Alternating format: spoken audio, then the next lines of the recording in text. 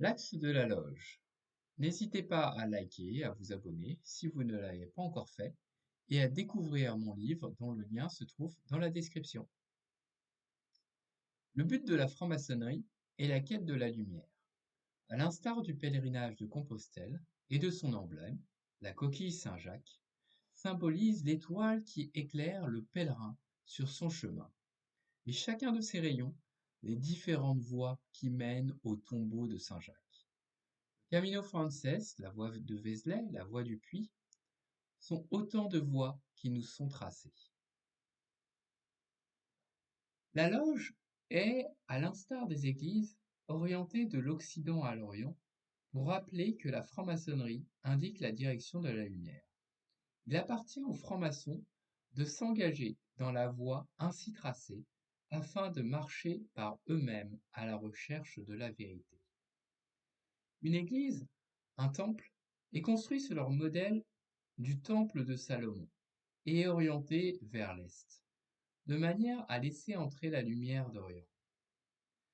Tel que décrit dans le tableau de loge d'apprenti, l'accès au temple de Salomon débute par la traversée d'une cour pavée mosaïque, celle de sa loi duale, séparation du bien et du mal, donnée aux profanes. Vient ensuite un escalier à 3 marches, symbole de l'accès progressif, par étapes, en 3 degrés, à la connaissance sacrée, comme le surlignent les pas de l'apprenti. Enfin, le portique devant la porte d'entrée du temple, encadré de 2 colonnes d'airain, B et J. Le portique est le lieu sous lequel se tiennent les pénitents auxquels l'entrée de l'église est temporairement interdite. Le tableau de loge de l'apprenti ne nous montre pas l'intérieur du temple, mais son extérieur. Dans la loge, les 2 colonnes sont présentes à l'intérieur, et regardant vers le ciel, on observe la voûte étoilée qui, peint en bleu, montre quelques étoiles, notamment la grande et la petite ours, avec au centre du plafond l'étoile polaire.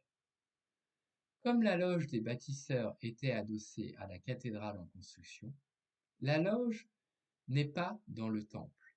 L'apprenti est à l'extérieur du temple. Cette précision étant faite, la description de la loge précise que le local où se tient la loge aura la forme d'un carénon, c'est-à-dire un plan rectangulaire, comme celui du temple de Salomon, avec à l'intérieur 2 espaces, le saint, là où se placent les frères, et le saint des saints du plateau du vénérable maître. Placé entre les colonnes, l'initié marche vers l'Orient. La marche de l'apprenti, pied en équerre, montre l'axe de l'Occident à l'Orient vers la lumière. Cet axe est placé entre les colonnes, mais également du septentrion au midi, entre les frères officiers qui la composent, et forment face à face, par paires, des duos complémentaires. Premier et second surveillant, maître des cérémonies et expert, trésorier et hospitalier, secrétaire et orateur, vénérable maître et couvreur. De l'Occident, de la matérialité, de la porte de la loge, à l'Orient du détat rayonnant et de sa spiritualité, le frère passera d'abord entre les 2 colonnes B et J, puis les 3 petites lumières, ou 3 bougies bien matérielles formant un triangle rectangle. Puis aux 3 grandes lumières, le volume de la voie sacrée, le compas et l'équerre superposés. Moins de matière, plus d'esprit.